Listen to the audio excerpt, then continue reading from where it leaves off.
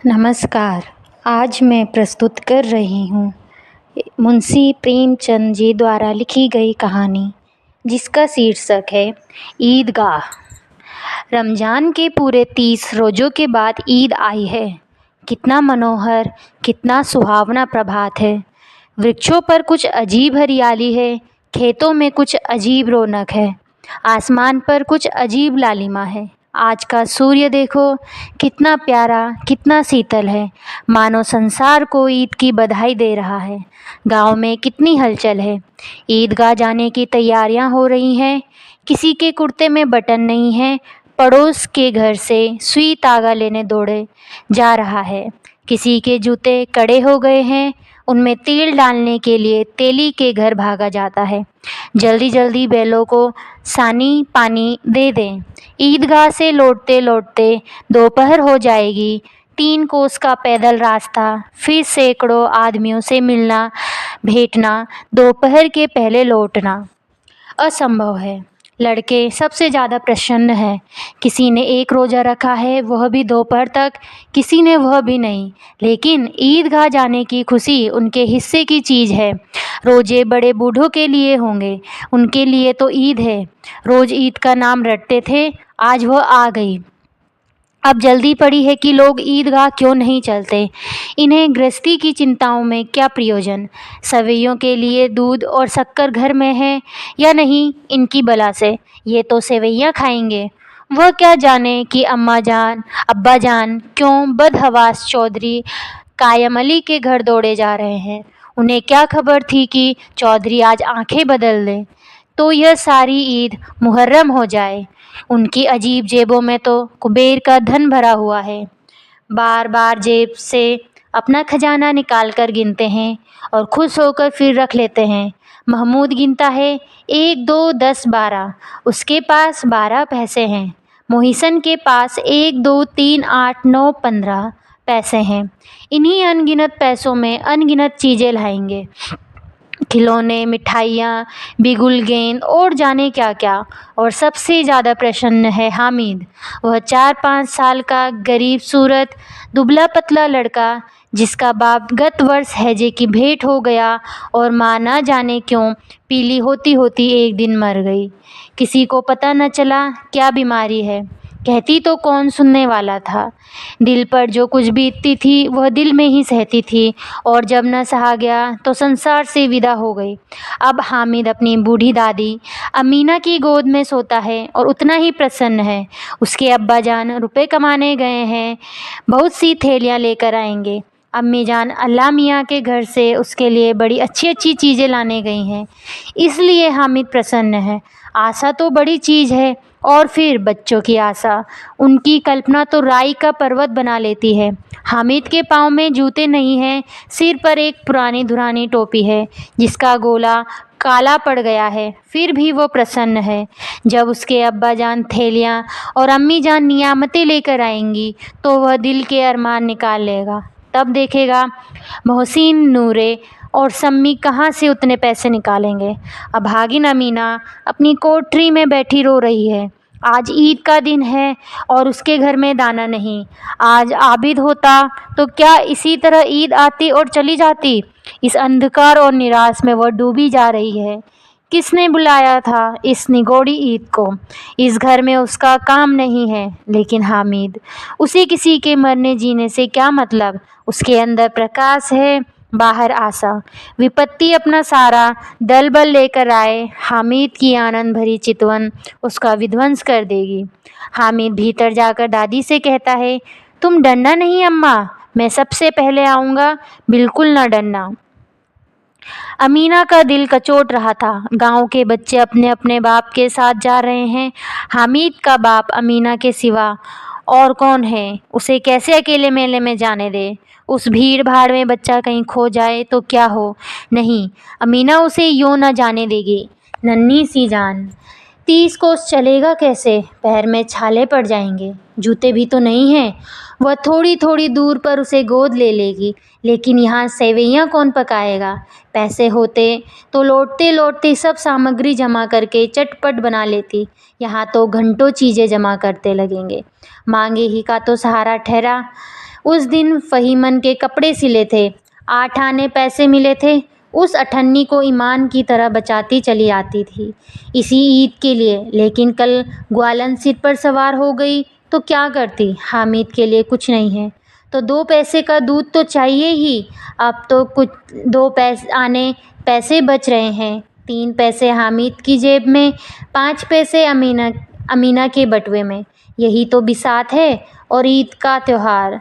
अल्लाह ही बेड़ा पार लगाए। धोबन और नाइन और मेहतरानी और चुड़हारिन सभी तो आएंगी।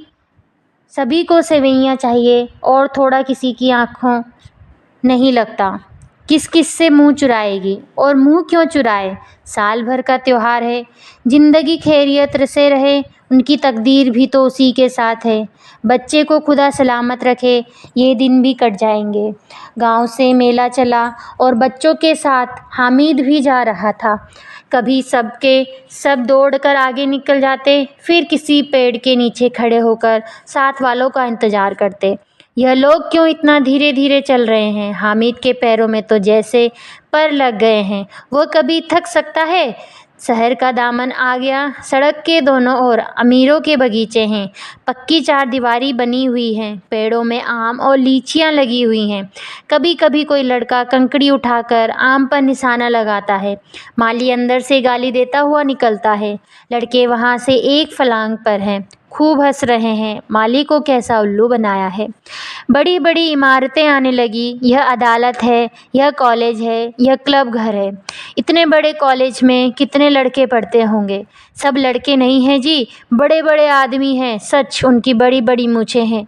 इतने बड़े हो गए, अभी तक पढ़ते जाते हैं। न जाने कब तक पढ़ेंगे और क्या करेंगे इतना पढ़कर। हामिद के मदरसे में 2-3 बड़े बड़े लड़के हैं, बिल्कुल 3 कौड़ी के। रोज मार खाते हैं, काम से जी चुराने वाले। इस जगह भी उसी तरह के लोग होंगे और क्या। क्लब घर में जादू होता है, सुना है यहाँ मुर्दे की खोपड़ियाँ दौड़ती हैं और बड़े बड़े तमाशे होते हैं, पर किसी को अंदर नहीं जाने देते। और यहाँ शाम को साहब लोग खेलते हैं, बड़े बड़े आदमी खेलते हैं, मूंछों दाढ़ी वाले, और मैमें भी खेलती हैं। सच, हमारी अम्मा को वह दे दो, क्या नाम है, बैट, और उसे पकड़ ही ना सके, घुमाते ही लुढ़क जाए। महमूद ने कहा, हमारी अम्मी जान का तो हाथ कांपने लगेगा, अल्लाह कसम। मोहसिन बोला, चलो, मनो आटा पीस डालती है, जरा सा बैट पकड़ लेगी तो हाथ कांपने लगेंगे। सैकड़ों घड़े पानी रोज निकालती है, 5 घड़े तो मेरी भैंस पी जाती है। किसी मैम को 1 घड़ा पानी भरना पड़े तो आंखों तले अंधेरा आ जाए। महमूद ने कहा, लेकिन दौड़ती तो नहीं, उछल कूद तो नहीं सकती। मोहसिन, हाँ, उछल कूद नहीं सकती, लेकिन उस दिन मेरी गाय खुल गई थी और चौधरी के खेतों में जा पड़ी थी। अम्मा इतना तेज़ दौड़ी कि मैं उन्हें न पा सका। सच। आगे चले, हलवाइयों की दुकानें शुरू हुई। आज खूब सजी हुई थी। इतनी मिठाइयाँ कौन खाता है। देखो ना, एक एक दुकान पर मनो होंगी। सुना है रात को जिन्नात आकर खरीद ले जाते हैं। अब्बा कहते थे कि आधी रात को एक आदमी हर दुकान पर जाता है और जितना माल बचा होता है वह तुलवा लेता है और सचमुच के रुपए देता है, बिल्कुल ऐसे ही रुपए। हामिद को यकीन ना आया, ऐसे रुपए जिन्नात को कहाँ से मिल जाएंगे। मोहसिन ने कहा, जिन्नात को रुपये की क्या कमी, जिस खजाने में चाहे चले जाए, लोहे के दरवाजे तक उसे नहीं रोक सकते जनाब। आप हैं किस फेर में, हीरे जवाहरात तक उसके पास रहते हैं। जिससे खुश हो गए उसे टोकरो जवाहरात दे दिए। अभी यहीं बैठे हैं, 5 मिनट में कलकत्ता पहुंच जाएं। हामिद ने फिर पूछा, जिन्नात बहुत बड़े बड़े होते होंगे। मोहसिन, एक एक सिर आसमान के बराबर होता है जी। ज़मीन पर खड़ा हो जाए तो उसका सिर आसमान से जा लगे, मगर चाहे तो एक लोटे में घुस जाए। हामिद, लोग उन्हें कैसे खुश करते होंगे, कोई मुझे वो मंत्र बता दे तो एक जिन को खुश कर दूं। मोहसिन, अब यह तो मैं नहीं जानता, लेकिन चौधरी साहब के काबू में बहुत हैं जिन्नात। कोई चीज़ चोरी जाए, चौधरी साहब उसका पता लगा लेंगे और चोर का नाम भी बता देंगे। जुमराती का बछवा उस दिन खो गया था, जिस दिन हैरान हुए, 30 दिन हैरान हुए, कहीं ना मिला। तब झक मारकर चौधरी के पास गए। चौधरी ने तुरंत बता दिया, मवेशी खाने में है और वहीं मिला। जिन्नात आकर उन्हें सारे जहान की खबरें दे जाते हैं। अब उसकी समझ में आ गया कि चौधरी के पास क्यों इतना धन है और क्यों उसका इतना सम्मान है। आगे चले, यह पुलिस लाइन है, यहीं सब कांस्टेबल कवायद करते हैं। रेटन फाई को रात को बेचारे घूम घूम कर पहरा देते हैं, नहीं चोरियां हो जाएं। मोहसिन ने प्रतिवाद किया, यह कांस्टेबल पहरा देते हैं तभी तुम बहुत जानते हो। अजी हजरत, यही चोरी कराते हैं। शहर के जितने चोर डाकू हैं सब इनसे मिले रहते हैं। रात को ये लोग चोरों से कहते हैं चोरी करो और आप दूसरे मोहल्ले में जाकर जागते रहो पुकारते हैं। जब ही इन लोगों के पास इतने रुपए आते हैं। मेरे मामू एक थाने में कांस्टेबल हैं, 20 रुपया महीना पाते हैं, लेकिन 50 रुपये घर भेजते हैं। अल्लाह कसम, मैंने एक बार पूछा था कि मामू आप इतने रुपए कहाँ से पाते हैं? हंसकर कहने लगे, बेटा अल्लाह देता है। फिर आप ही बोले, हम लोग चाहे तो एक दिन में लाखों माल लाएं, हम तो इतना ही लेते हैं जिसमें अपनी बदनामी ना हो और नौकरी ना चली जाए। हामिद ने पूछा, यह लोग चोरी करवाते हैं तो कोई इन्हें पकड़ता नहीं? मोहसिन उसकी नादानी पर दया दिखाकर बोला, अरे पागल, इन्हें कौन पकड़ेगा? पकड़ने वाले तो यह लोग खुद हैं, लेकिन अल्लाह इन्हें सजा भी खूब देता है। हराम का माल हराम में जाता है। थोड़ी ही दिन हुए, मामू के घर में आग लग गई, सारी लह पूंजी जल गई, एक बर्तन तक न बचा। कई दिन पेड़ के नीचे सोए, अल्लाह कसम पेड़ के नीचे। फिर न जाने कहाँ से 100 कर्ज लाए तो बर्तन भांडे आए। हामिद, 100 तो 50 से ज़्यादा होते हैं। कहाँ 50, कहाँ 100। 50 एक थैली भर होता है और 100 तो 2 थैलियों में भी ना आए। अब बस्ती घनी होने लगी, ईदगाह जाने वालों की टोलियां नजर आने लगी, एक से एक भड़कीले वस्त्र पहने हुए, कोई इक्के तांगे पर सवार, कोई मोटर पर, सभी इत्र में बसे, सभी के दिलों में उमंग। ग्रामीणों का यह छोटा सा दल अपनी विपन्नता से बेखबर, संतोष और धैर्य में मगन चला जा रहा था। बच्चों के लिए नगर की सभी चीज़ें अनोखी थी, जिस चीज़ की ओर ताकते ताकते ही रह जाते और पीछे से बार बार हॉर्न की आवाज़ होने पर भी न चेतते। हामिद तो मोटर के नीचे जाते जाते बचा। सहसा ईदगाह नजर आया, ऊपर इमली के घने वृक्षों की छाया, नीचे पक्का फर्श है जिस पर जाजीम बिछा हुआ है और रोजेदारों की पंक्तियां एक के पीछे एक न जाने कहाँ तक चली गई है, पक्की जगत के नीचे तक, जहाँ जाजिम भी नहीं है। नए आने वाले आकर पीछे की कतार में खड़े हो जाते। आगे जगह नहीं है, यहाँ कोई धन और पद नहीं देखता, इस्लाम की निगाह में सब बराबर है। इन ग्रामीणों ने भी वजू किया और पिछली पंक्ति में खड़े हो गए। कितना सुंदर संचालन है, कितनी सुंदर व्यवस्था। लाखों सिर एक साथ सिजदे में झुक जाते हैं, फिर सब के सब एक साथ खड़े हो जाते हैं, एक साथ झुकते हैं और एक साथ घुटनों के बल बैठ जाते हैं। कई बार यही प्रक्रिया होती है जैसे बिजली की लाखों बत्तियां एक साथ प्रदीप्त हों और एक साथ बुझ जाए और यही क्रम चलता रहे। कितना अपूर्व दृश्य था, जिसकी सामूहिक क्रियाएं, विस्तार और अनंतता हृदय को श्रद्धा, गर्व और आत्मनंद से भर देती थी। मानव भ्रातृत्व का एक सूत्र इन समस्त आत्माओं को एक लड़ी में पिरोए हुए है। नमाज खत्म हो गई है, लोग आपस में गले मिल रहे हैं, तब मिठाई और खिलौने की दुकान पर धावा होता है। ग्रामीणों का यह दल इस विषय में बालकों से कम उत्साही नहीं है। यह देखो हिंडोला है, 1 पैसा देकर चढ़ाओ। कभी आसमान पर जाते हुए मालूम होंगे, कभी ज़मीन पर गिरते हुए। यह चरखी है, लकड़ी के हाथी, घोड़े, ऊंट छड़ों से लटे हुए हैं। 1 पैसा देकर बैठ जाओ और 25 चक्रों का मजा लें। महमूद और मोहसिन और नूरे और सम्मी इन घोड़ों और ऊँटों पर बैठते हैं। हामिद दूर खड़ा है, 3 ही पैसे तो उसके पास हैं, अपने कोष का 1/3 जरा सा चक्कर खाने के लिए नहीं दे सकता। सब चरखियों से उतरते हैं, अब खिलौने लेंगे। इधर दुकानों की कतार लगी हुई है, तरह तरह के खिलौने हैं, सिपाही और गुजरिया, राजा और वकील, भिस्ती और धोबिन और साधु। वाह कितने सुंदर खिलौने हैं, अब बोलना ही चाहते हैं। महमूद सिपाही लेता है, खाकी वर्दी और लाल पगड़ी वाला, कंधे पर बंदूक रखे हुए, मालूम होता है अभी कवायद किए चला आ रहा है। मोहसिन को भिस्ती पसंद आया, कमर झुकी हुई, ऊपर मशक रखे हुए। मशक का मुंह एक हाथ से पकड़े हुए है। कितना प्रसन्न है, शायद कोई गीत गा रहा है। बस मशक से पानी उड़ेलना ही चाहता है। नूरे को वकील से प्रेम है। कैसी विद्वता है उसके मुख पर। काला चोगा नीचे, सफ़ेद अचकन, अचकन के सामने की जेब में घड़ी, सुनहरी जंजीर, एक हाथ में कानून का पोथा लिए हुए। मालूम होता है अभी किसी अदालत से जिरह या बहस किए चले जा रहे हैं। अभी सब 2-2 पैसे के खिलौने हैं। हामिद के पास कुल 3 पैसे हैं। इतने महंगे खिलौने वह कैसे ले?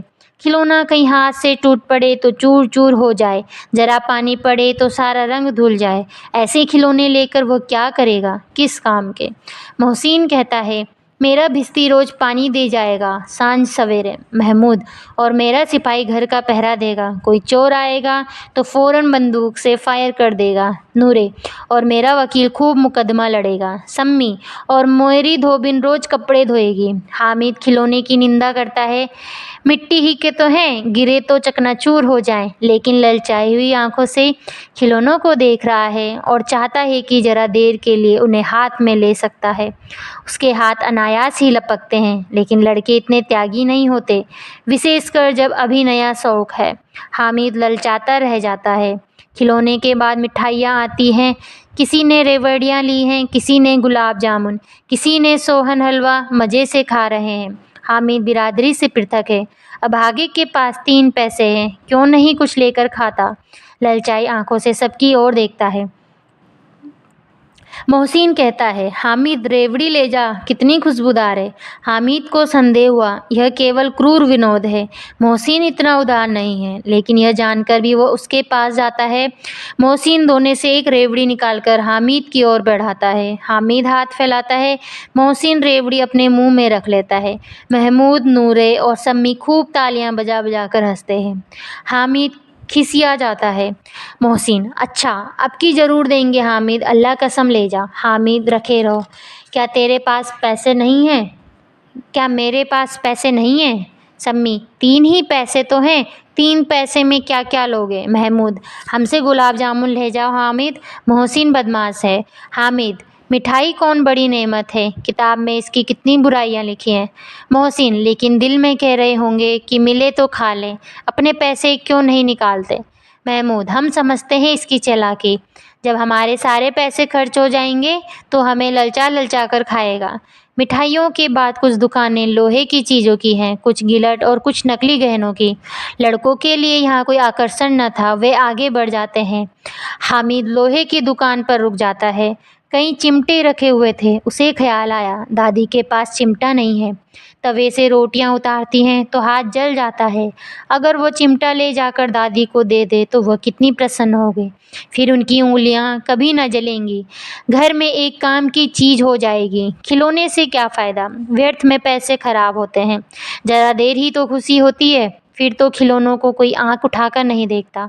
यह तो घर पहुँचते पहुँचते टूट फूट कर बराबर हो जाएंगे। चिमटा कितने काम की चीज़ है। रोटियां तवे से उतार लो, चूल्हे में सेक लो, कोई आग मांगने आए तो चटपट चूल्हे से आग निकाल कर दे दो। अम्मा बेचारी कहाँ फुर्सत है कि बाजार आए, और इतने पैसे ही कहाँ मिलते हैं, रोज़ हाथ जला लेती है। हामिद के साथी आगे बढ़ गए हैं। सबील पर सबके सब शरबत पी रहे हैं। देखो सब कितने लालची हैं, इतनी मिठाइयाँ ली, मुझे किसी ने एक भी ना दी। उस पर कहते हैं मेरे साथ खेलो, मेरा यह काम करो। अगर किसी से कोई काम करने को कहा तो पूछेगा, खाए मिठाइयाँ, आप मुंह सड़ेगा, फोड़े फुंसियाँ निकालेंगी, आप ही जबान चटोरी हो जाएगी। तब घर से पैसे चुराएंगे और मार खाएंगे। किताब में झूठी बातें थोड़ी ही लिखी हैं, मेरी ज़बान क्यों ख़राब होगी। अम्मा चिमटा देखते ही दौड़कर मेरे हाथ से ले लेंगी और कहेंगी, मेरा बच्चा अम्मा के लिए चिमटा लाया है। हज़ारों दुआएं देंगी। फिर पड़ोस की औरतों को दिखाएंगी, सारे गांव में चर्चा लगेगी, हामिद हामिद चिमटा लाया है, कितना अच्छा लड़का है। इन लोगों के खिलौने पर कौन इन्हें दुआएं देगा। बड़ों की दुआएं सीधे अल्लाह के दरबार में पहुंचती हैं और तुरंत सुनी जाती हैं। मेरे पास पैसे नहीं हैं। तभी मोहसिन और महमूद यूँ मिजाज दिखाते हैं। मैं भी इनको मिजाज दिखाऊंगा। खेले खिलौने और खाए मिठाइयाँ, मैं नहीं खेलता खिलौने, किसी का मिजाज क्यों सहूँ। मैं गरीब सही, किसी से कुछ मांगने तो नहीं जाता। आखिर अब्बा जान कभी न कभी तो आएंगे, अम्मा भी आएंगी ही। फिर इन लोगों से पूछूंगा कितने खिलौने लोगे। एक एक को टोकरियों खिलौने दूंगा और दिखा दूंगा कि दोस्तों के साथ इस तरह सलूक किया जाता है। यह नहीं कि एक पैसे की रेवड़ियाँ ली तो चिढ़ा चिढ़ा कर खाने लगे। सब के सब हंसेंगे कि हामिद ने चिमटा लिया है। हंसे मेरी बला से। उसने दुकानदार से पूछा, यह चिमटा कितने का है। दुकानदार ने उसकी ओर देखा और कोई आदमी साथ न देखकर कहा, तुम्हारे काम का नहीं है जी। बिकाऊ है कि नहीं। बिकाऊ क्यों नहीं है और यहाँ क्यों लाद आए हैं। तो बताते क्यों नहीं कि के पैसे का है। 6 पैसे लगेंगे। हामिद का दिल बैठ गया। ठीक ठीक बताओ। ठीक ठीक 5 पैसे लगेंगे। लेना हो तो लो, नहीं तो चलते बनो। हामिद ने कलेजा मजबूत करके कहा, 3 पैसे लोगे। यह कहता हुआ आगे बढ़ गया कि दुकानदार की घुड़कियां न सुने। लेकिन दुकानदार ने घुड़कियां न दी, बुलाकर चिमटा दे दिया। हामिद ने उसे इस तरह कंधे पर रखा मानो बंदूक है और शान से अकड़ता हुआ संगियों के पास आया। जरा सुने सब के सब क्या क्या आलोचनाएं करते हैं। मोहसिन ने हंसकर कहा, यह चिमटा क्यों लाया पगले, इसे क्या करेगा। हामिद ने चिमटे को जमीन पर पटक कर कहा, जरा अपना बिस्ती जमीन पर गिरा दो, सारी पसलियां चूर चूर हो जाएं बच्चों की। महमूद बोला, तो यह चिमटा कोई खिलौना है। हामिद, खिलौना क्यों नहीं है। अभी कंधे पर रखा बंदूक हो गई, हाथ में लिया फ़कीरों का चिमटा हो गया। चाहूँ तो इसे मंजीरे का काम ले सकता हूँ। एक चिमटा जमा दूँ तो तुम लोगों के सारे खिलौनों की जान निकल जाए। तुम्हारे खिलौने कितना ही जोर लगाए, मेरे चिमटे का बाल भी बांका नहीं कर सकते। मेरा बहादुर शेर है चिमटा। सम्मी ने खंजरी ली थी, प्रभावित होकर बोला, मेरी खंजरी से बदलोगे, 2 आने की है। हामिद ने खंजरी की ओर उपेक्षा से देखा। मेरा चिमटा चाहे तो तुम्हारी खंजरी का पेट फाड़ डाले, बस एक चमड़े की झिल्ली लगा दी। ढप ढप बोलने लगी, जरा सा पानी लग जाए तो खत्म हो जाए। मेरा बहादुर चिमटा आग में, पानी में, आंधी में, तूफान में बराबर डटा खड़ा रहेगा। चिमटे ने सभी को मोहित कर दिया, लेकिन अब पैसे किसके पास धरे हैं। फिर मेले से दूर निकल आए हैं।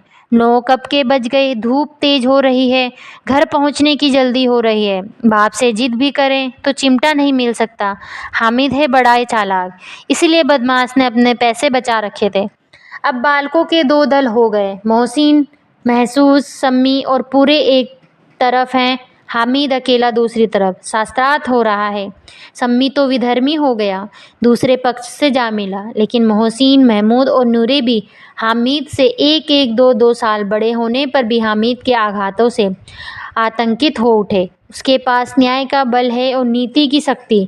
एक और मिट्टी है, दूसरी ओर लोहा, जो इस वक्त अपने को फौलाद कह रहा है। वो अजय है, घातक है। अगर कोई शेर आ जाए, मियाँ भिस्ती के छक्के छूट जाए, मियाँ सिपाही मिट्टी की बंदूक छोड़कर भागे, वकील साहब की नानी मर गए जाए, चोगे में मुंह छिपाकर ज़मीन पर लेट जाए, मगर यह चिमटा, यह बहादुर, यह रुस्तमे हिंद लपक कर शेर की गर्दन पर सवार हो जाएगा और उसकी आंखें निकाल लेगा। हामिद ने आखिरी जोर लगाकर कहा, भिस्ती को एक डांट बताएगा तो दौड़ा हुआ पानी लाकर उसके द्वार पर छिड़कने लगेगा। मोहसिन परास्त हो गया, पर महमूद ने कुमक पहुंचाई, अगर बच्चू पकड़े गए तो अदालत में बंधे बंधे फिरेंगे, तब वकील साहब के ही पैरों पड़ेंगे। हामिद इस प्रबल तर्क का जवाब न दे सका। उसने पूछा, हमें पकड़ने कौन आएगा। नूरे ने अकड़कर कहा, यह सिपाही बंदूक वाला। हामिद ने मुंह चिढ़ाकर कहा, यह बेचारे हम बहादुर रुस्तमे हिंद को पकड़ेंगे। अच्छा लाओ, अभी जरा कुश्ती हो जाए, इसकी सूरत देखकर दूर से भागेंगे। पकड़ेंगे क्या बेचारे। मोहसिन को एक नई चोट सूझ गई, तुम्हारे चिमटे का मुंह रोज आग में जलेगा। उसने समझा था कि हामिद लाजवाब हो जाएगा, लेकिन यह बात न हुई। हामिद ने तुरंत जवाब दे दिया, आग में बहादुर ही कूदते हैं जनाब। तुम्हारे यह वकील, सिपाही और भिस्ती लोंडियों की तरह घर में घुस जाएंगे। आग में कूदना वह काम है जो रुस्तमे हिंद ही कर सकता है। इस तर्क ने सम्मी और नूरे को सजीव कर दिया। कितने ठिकाने की बात कही है पट्टे ने। चिमटा बावर्चीखाने में पड़े रहने के सिवा और क्या कर सकता है। हामिद को कोई फड़कता हुआ जवाब न सूझा तो उसने धांधली शुरू की। मेरा चिमटा बावर्चीखाने में नहीं रहेगा। वकील साहब कुर्सी पर बैठेंगे तो जाकर उन्हें ज़मीन पर पटक देगा और उनका कानून उनके पेट में डाल देगा।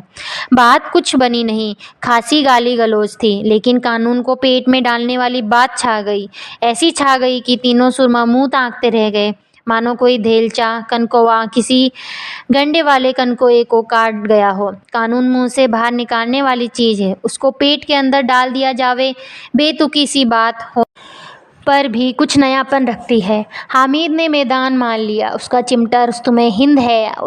अब इसमें मोहसिन, महमूद, नूरे, सम्मी किसी को भी कोई आपत्ति नहीं हो सकी। विजेता को हारने वालों से जो सत्कार मिलना स्वाभाविक है, वह हामिद को भी मिला। औरों ने 3-3, 4-4 आने पैसे खर्च किए पर कोई काम की चीज़ न ले सके। हामिद ने 3 पैसे में रंग जमा लिया। सच ही तो है, खिलौनों का क्या भरोसा, फूट टूट जाएंगे। हामिद का चिमटा तो बना रहेगा बरसों। संधि की शर्तें तय होने लगी। मोहसिन ने कहा, जरा अपना चिमटा दो, हम भी देखें। तुम हमारा भिस्ती लेकर देखो।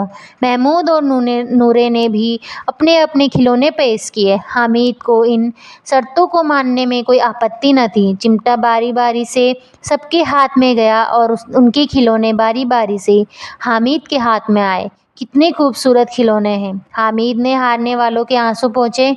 मैं तुम्हें चिढ़ा रहा था। सच, यह चिमटा भला इन खिलौनों की क्या बराबरी करेगा। मालूम होता है अब बोले तब बोले, लेकिन मोहसिन की पार्टी को इस दिलासे से संतोष नहीं होता।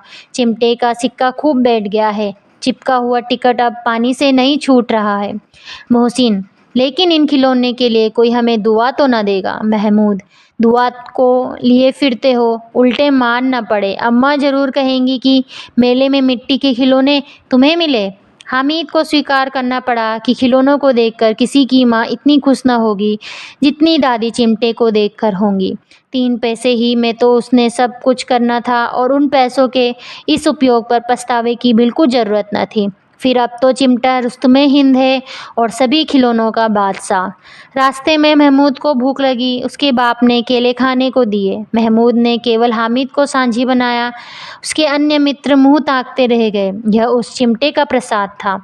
11 बजे गांव में हलचल मच गई। मेले वाले आ गए। मोहसिन की छोटी बहन ने दौड़कर भिस्ती उसके हाथ से छीन लिया और मारे खुशी के जो उछली तो मियाँ भिस्ती नीचे आ गए रहे हैं और परलोक सिधारे।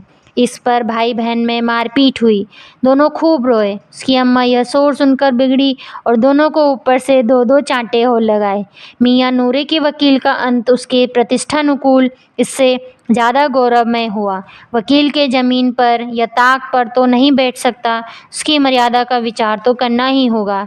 दीवार में 2 खूंटियाँ गाड़ी गई, उन पर वकील का एक पटरा रखा था। पटरे पर कागज का कालीन बिछा गया। वकील साहब राजा भोज की भांति सिंहासन पर विराजे। नूरे ने उन्हें पंखा झलना शुरू किया। अदालतों में खास की टट्टियाँ और बिजली के पंखे रहते हैं, क्या यहाँ मामूली पंखा भी ना हो? कानून की गर्मी दिमाग पर चढ़ जाएगी कि नहीं? बांस का पंखा आया और नूरे हवा करने लगी। मालूम नहीं पंखे की हवा से या पंखे की चोट से वकील साहब स्वर्गलोक से मृत्युलोक में आ रहे और उनकी माटी का चोला माटी में मिल गया। फिर बड़े जोर शोर से मातम हुआ और वकील साहब की अस्थि घूर पर डाल दी गई।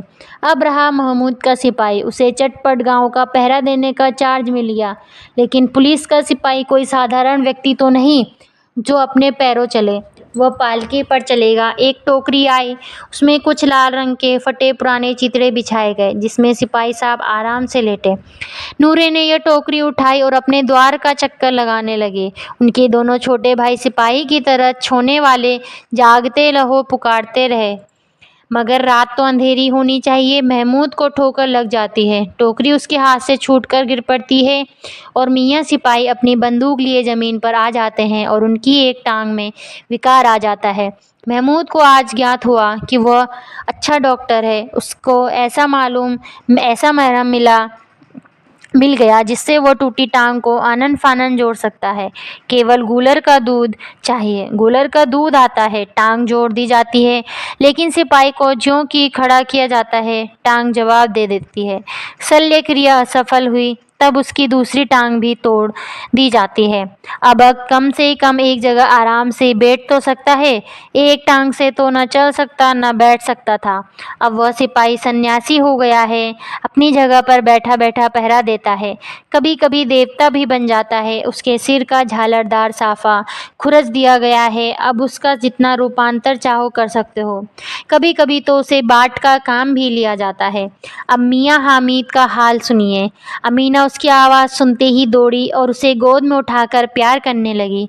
सहसा उसके हाथ में चिमटा देखकर वह चौंकी। यह चिमटा कहाँ था? मैंने मोल लिया है। कितने पैसे में? 3 पैसे में। अमीना ने छाती पीट ली। ये कैसा बेसमझ लड़का है कि दोपहर हुआ, कुछ खाया ना पिया, लाया क्या? चिमटा। सारे मेले में तुझे और कोई चीज़ न मिली तो यह लोहे का चिमटा उठा लाया? हामिद ने अपराधी भाव से कहा। तुम्हारी उंगलियां तवे से जल जाती थी, इसलिए मैंने इसे लिया। बुढ़िया का क्रोध तुरंत स्नेह में बदल गया, और स्नेह भी वो नहीं जो प्रगल्भ होता है और अपनी सारी कसक शब्दों में बिखेर देता है। यह मूक स्नेह था, खूब ठोस, रस और स्वाद से भरा हुआ। बच्चे में कितना त्याग, कितना सद्भाव और कितना विवेक है। दूसरों के खिलौने लेते और मिठाई खाते देखकर इसका मन कितना ललचाया होगा। इतना जब्त इससे हुआ कैसे? वहाँ भी इसे अपनी बुढ़िया दादी की याद बनी रही। अमीना का मन गदगद हो गया। और अब एक बड़ी विचित्र बात हुई, हामिद के इस चिमटे से भी विचित्र। बच्चे हामिद ने बूढ़े हामिद का पाठ खेला था। बुढ़िया अमीना बालिका अमीना बन गई। वह रोने लगे। दामन फैलाकर हामिद को दुआएं देती जाती थी और आंसू की बड़ी बड़ी बूंदें गिराती जाती थी। हामिद इसका रहस्य क्या समझता? धन्यवाद।